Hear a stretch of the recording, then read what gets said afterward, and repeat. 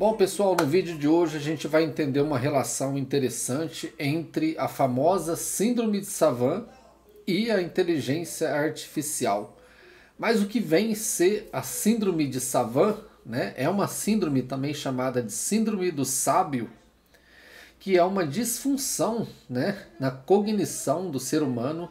É uma síndrome muito rara e que afeta as pessoas que acabam tendo capacidades cognitivas extraordinárias, que em certos aspectos pode ser a capacidade de cálculo matemático, da pintura, da memorização em geral, né? Porém, essas pessoas também sofrem de algumas falhas em outras cognições, como a interação social e também a capacidade de entender contextos, né? Dentre as pessoas mais famosas no mundo, né, com essa síndrome, está o caso excepcional de um autista norte-americano chamado Kim Peek, que faleceu em 2009 e que possuía a incrível memória fotográfica e que inspirou o filme Rain Man de 1988. As inteligências atuais, as inteligências generativas, elas são como um tipo especial, né? Como se fosse uma entidade inteligente com essa síndrome de Savant. Então, vamos explicar melhor qual que é essa relação, né? Parece algo absurdo, mas tem tudo a ver, na verdade. As inteligências artificiais atualmente elas são capazes de gerar algo virtualmente, né, a partir das solicitações dos comandos, que, vamos dizer assim, as inteligências artificiais elas estão de vento em polpa, se popularizando cada vez mais. Então, elas são espetaculares. As inteligências artificiais elas são fenomenais em uma determinada cognição humana. Mas, no momento, né, nesse momento, elas têm dificuldades sérias em entender contextos, né? Por mais precisa que uma inteligência artificial seja, ela não tem a sensibilidade humana ainda, né? Ultimamente nós vemos feitos fenomenais na criação de imagens, textos, músicas, vídeos, né? Mas essa inteligência denominada artificial é uma inteligência mesmo, né? Por mais que nós discutimos sobre o que é ser inteligente, essa questão nos remete à própria condição humana, né? Somos genuinamente inteligentes ou apenas indivíduos que foram moldados pelas outras pessoas e pelo meio ambiente? Se respondermos essa pergunta, então nós teremos uma ideia mais interessante do que seria essa ferramenta criada, inteligência artificial criada pelos seres humanos. Se realmente ela é genuína ou apenas replicam a capacidade intelectual do ser humano. Há diferenças, né, entre a capacidade cognitiva humana e o que rola no interior de uma rede neural que consegue aprender e imitar as cognições cerebrais biológicas. Por isso, fique atento aqui nesse vídeo, né, que foi preparado, claro, com uma cognição biológica, mas que não cheguei a usar nenhuma inteligência artificial para gerar esse vídeo, é o que vem acontecendo ultimamente, né? Então, meus caros, voltemos aqui ao contexto do vídeo, que é falar sobre essa síndrome de Savant e comparar ela com as inteligências artificiais. A síndrome de Savant, falando um pouco mais sobre ela, segundo o jornal da USP, é uma condição rara de uma pessoa que consegue usar os recursos cognitivos do seu cérebro, aqueles mais voltados às questões técnicas, ao máximo, chegando a serem considerados superdotados, mas que geralmente têm dificuldades em entenderem conceitos em segundo plano, ou seja, são inábeis em manter uma relação social ou entender até mesmo piadas, né? Algumas vezes até a comunicação verbal é desnecessária para essas pessoas, segundo o raciocínio de quem sofre com essa síndrome. Mas qual a relação dessa síndrome, afinal, com a inteligência artificial? Bom, tendo entendido mesmo que basicamente o que é uma síndrome de Savant, né, Qual a relação com a inteligência artificial? Pois bem, um computador dotado com inteligência artificial é como se fosse uma pessoa com essa síndrome, mas no nível máximo da definição. Podemos explorar os seus recursos ao máximo e refletir sobre as imagens criadas. Diga-se de passagem, as imagens criadas hoje são belíssimas, são até surreais, né? Então, se nós usamos a nossa capacidade que nós desenvolvemos biologicamente, é porque nós conseguimos fazer abstrações, né, complexas sobre essas imagens, mas que só fazem sentido para nós, seres humanos, né? Um computador, no entanto, não tem a mínima ideia do que está produzindo para nós, apenas simula essas criações verdadeiramente criadas pelos seres humanos, que são os próprios que treinaram a inteligência artificial e que deram o seu conteúdo para treinar a inteligência artificial, né? Pois bem, há um impasse aqui. O que é uma inteligência artificial, né? Se realmente é uma inteligência ou não, já que muitos especialistas, incluindo e principalmente como o neurocientista Miguel Nicoleles, que defende que a inteligência traz consigo a capacidade de sentir e perceber a própria existência, algo que uma inteligência artificial jamais conseguirá, né? Tanto Nicoleles quanto o youtuber e divulgador científico Sérgio Sacani afirmam que o nome correto da inteligência artificial deveria ser estatística multivariável, mas é claro, né? O nome ele não pegaria se fosse exatamente esse, né? Por isso precisavam de um nome muito mais assimilável como inteligência artificial. E esse nome foi uma jogada, né, de marketing para popularizar esse nome lá em 1955, quando John McCarthy criou esse termo inteligência artificial, e particularmente eu acredito que deu muito certo, né?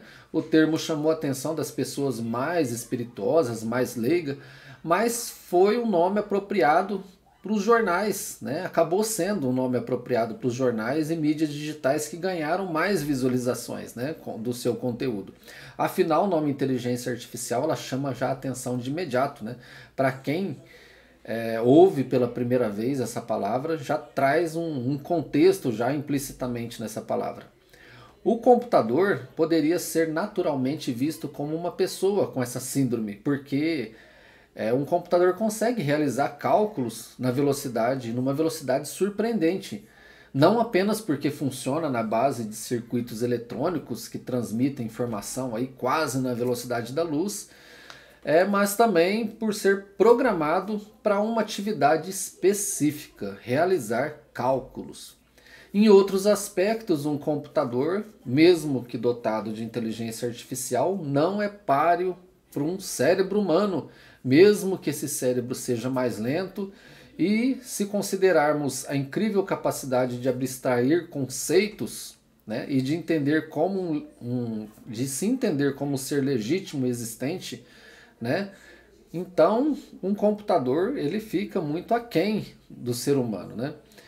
E o futuro, né? O futuro, o que o futuro nos reserva? No futuro a inteligência artificial ela pode passar dessa fase como se ela tivesse no estágio ali de uma síndrome de Savant e passar desse nível, né? Há uma possibilidade de que o computador hoje, com as funcionalidades dedicadas, um dia se torne consciente ou senciente, né? Como ser humano. Essa é a pergunta que fica. É uma resposta difícil. Particularmente, eu acredito que dificilmente uma ferramenta incrível, né, como essa inteligência artificial, um dia terá as mesmas capacidades cognitivas e interativas como o ser humano, uma vez que o cérebro é inteiramente biológico, que produz sensações exclusivas de um ser biológico. Mas não é impossível que um computador um dia seja reconhecido como uma entidade legítima e individualizada. Caso contrário, ao menos haverá, né, um grande impasse ético.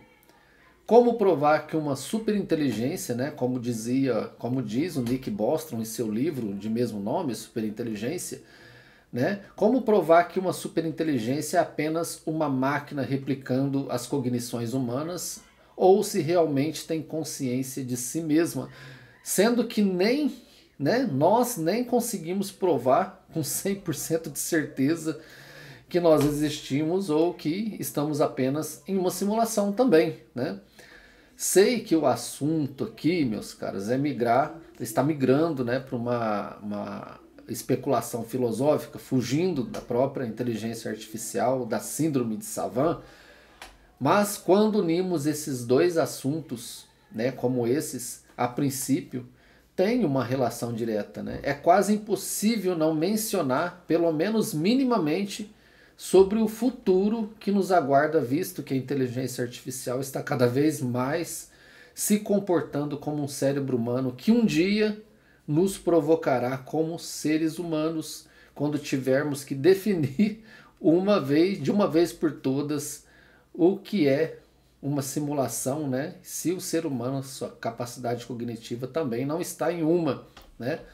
Como Salvatore Reilly, né, informa em seu artigo na Medium, o raciocínio humano é bem diferente da abstração que ele faz. Para isso, ele cita dois grandes pensadores da história, Platão e Roger Bacon. O primeiro, né, Platão, certa vez afirmou que raramente ele via um matemático raciocinando, e o segundo, Roger Bacon, defendeu que o raciocínio tira uma conclusão, mas ela pode estar ou não certa, e que é necessário experiência para validar, né, uma conclusão feita pelo raciocínio humano. O raciocínio desses dois pensadores é uma parte da cognição humana. Platão defende que matemáticos são bons em gerar resultados numéricos, como um computador, mas têm dificuldade de abstrair alguma informação mais filosófica dos números. De certa forma, Roger Bacon afirma a mesma coisa. Aqui nós devemos ser prudentes um pouco com essa análise, pois atualmente as inteligências artificiais estão conseguindo, sim, até mesmo gerar abstrações. No entanto, a base do conhecimento humano que as treinou. Mais uma vez, estão replicando o que o ser humano faz e não é algo, digamos, certamente genuíno.